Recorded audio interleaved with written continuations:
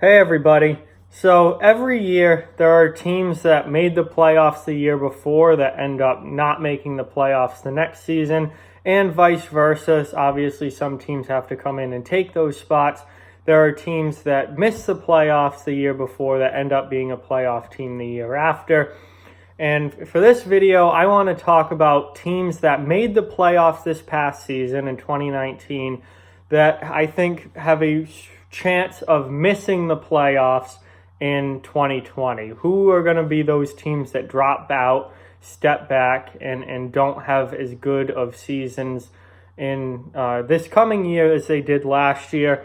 So let's get into it. Here are 5 teams that I think that made the playoffs last year that I think could miss this coming season. And starting off with the Columbus Blue Jackets. Columbus obviously went all in last season to try and make a deep playoff run. They lost in the second round, and they lost their Vezina-level goaltender in Sergei Bobrovsky. They lost their best offensive player in Artemi Panarin, and although Matt Duchene was not there the entire year with Columbus last season, he was an important piece of that team down the middle, down the stretch, and into the playoffs, and he is also gone as well. So they didn't keep any of their major unrestricted free agents this offseason.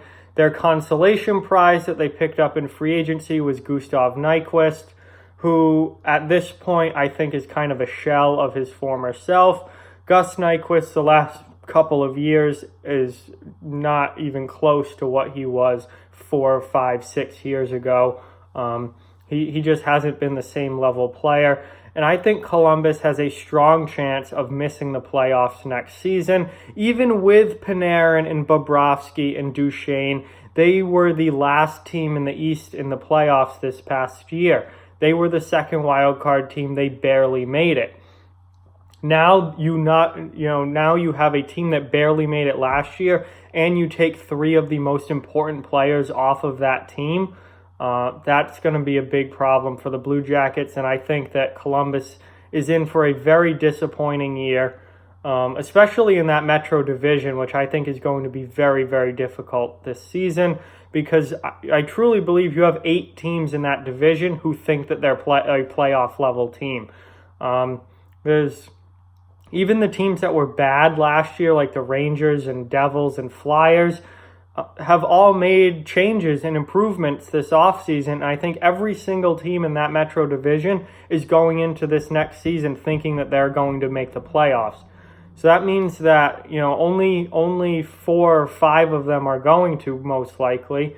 I don't think you'd get it down to 3, but 4 or 5 of them are going to make it, and that's going to leave 3 or 4 of them very disappointed. I think Columbus will be one of those disappointed teams that does not make it this season. Staying in the Metro Division, the Carolina Hurricanes.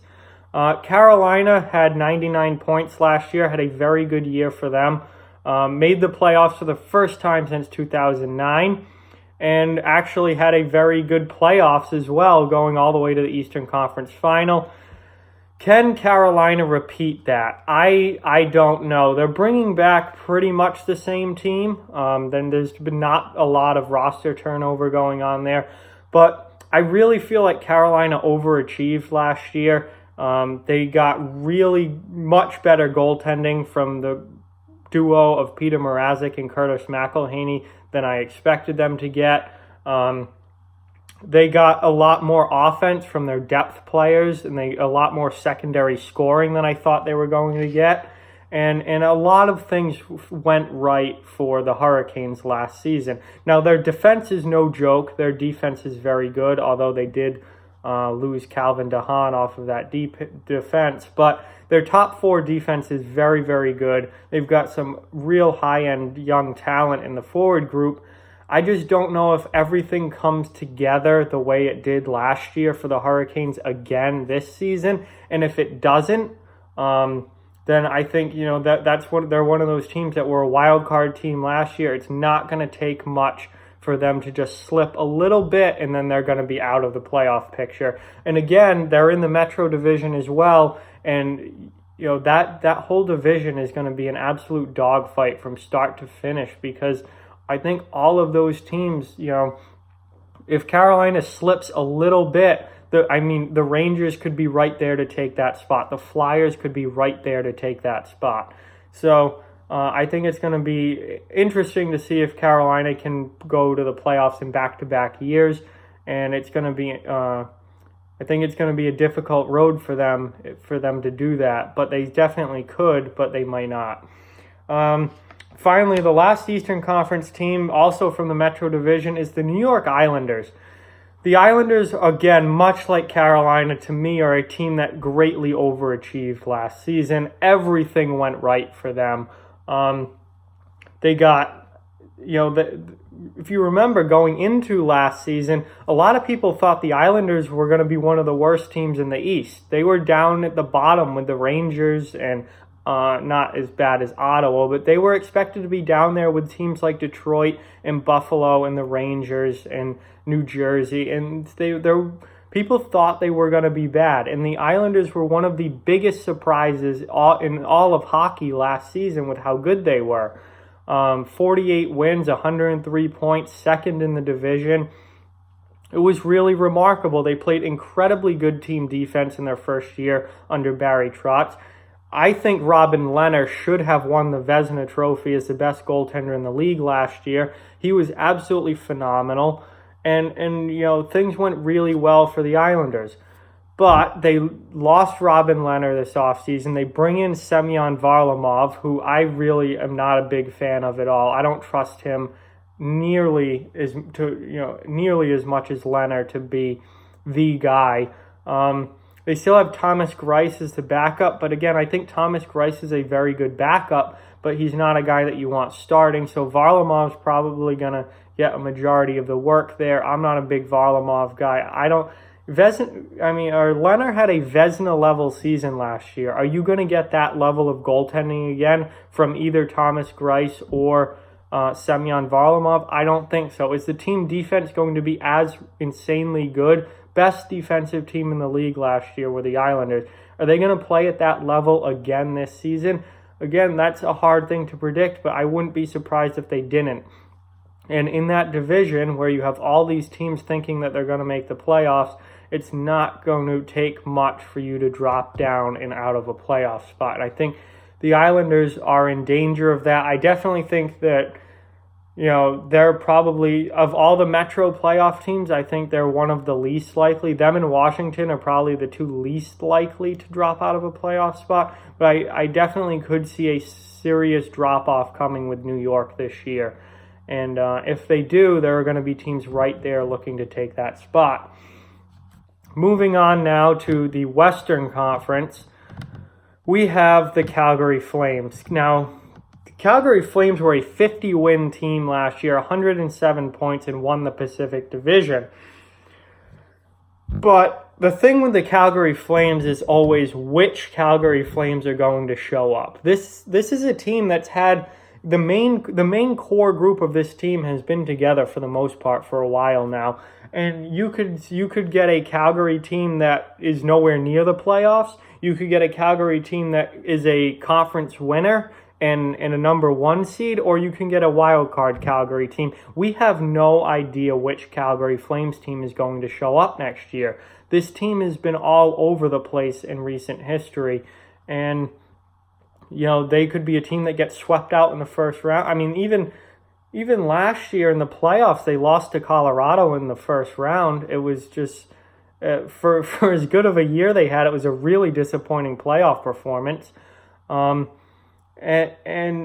the biggest issue I see with them is their goaltending.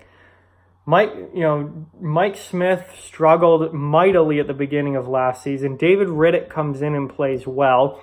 Then David Rittich starts to struggle. Mike Smith plays better in the second half of the season. They go with the veteran in Smith in the playoffs. Get beat out in the first round by Colorado, who were a wild card team, and it ends up being pretty disappointing. Now in the offseason, they let Mike Smith go.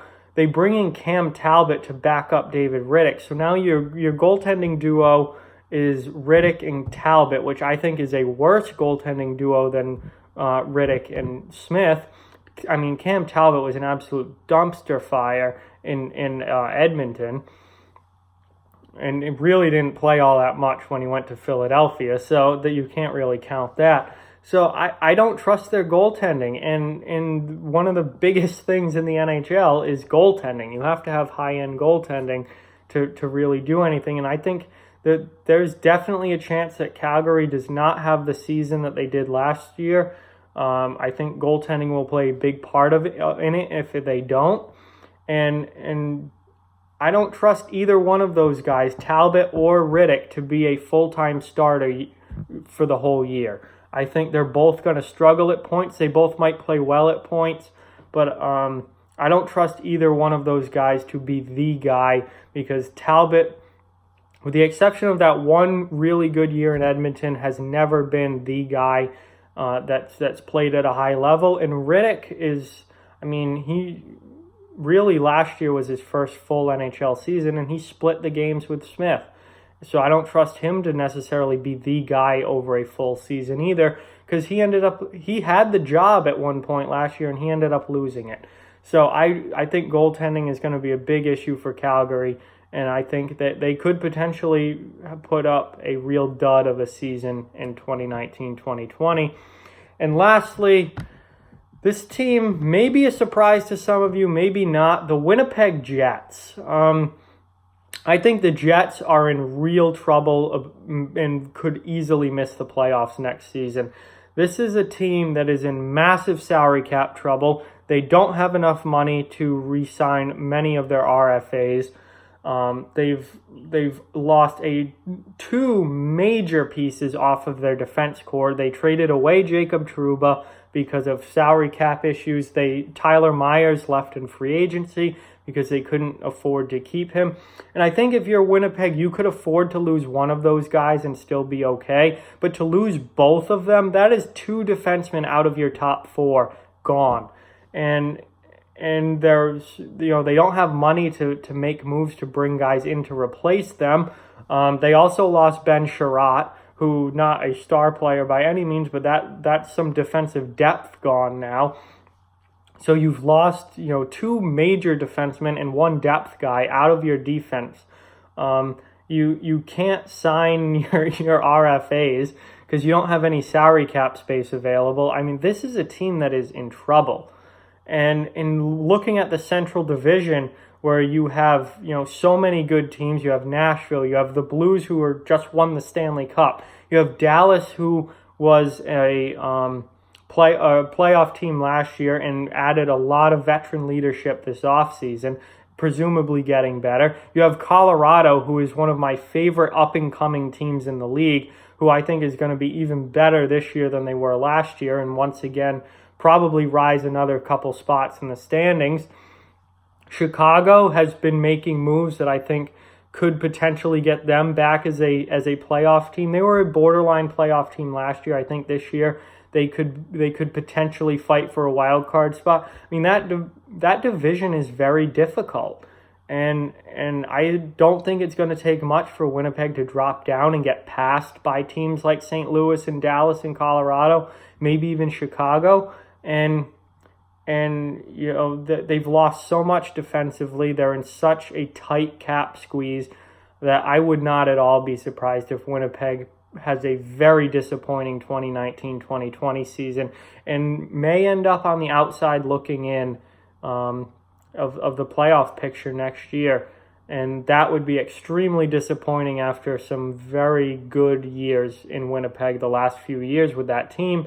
I think it would be very disappointing to see them not in the playoffs, but with that salary cap situation and how much they've lost defensively, I think it's a very real possibility. So, those are 5 teams that made the playoffs last year that I think are in danger of falling out of the playoffs this coming season. Columbus, Carolina, the New York Islanders, Calgary, and Winnipeg all, I think, have a chance to miss the playoffs this coming season. So with that, like, comment, share, subscribe, follow on social media. All those links are down in the description below. If you'd like to further support the channel, the links to our Patreon and merchandise store are down in the description as well. Please keep spreading the word about this channel. We are on our road to 1,000 subscribers, so if you can help us get there, please do. It would be greatly appreciated. Thank you so much for watching. I hope you enjoyed the video, and I'll talk to you guys soon.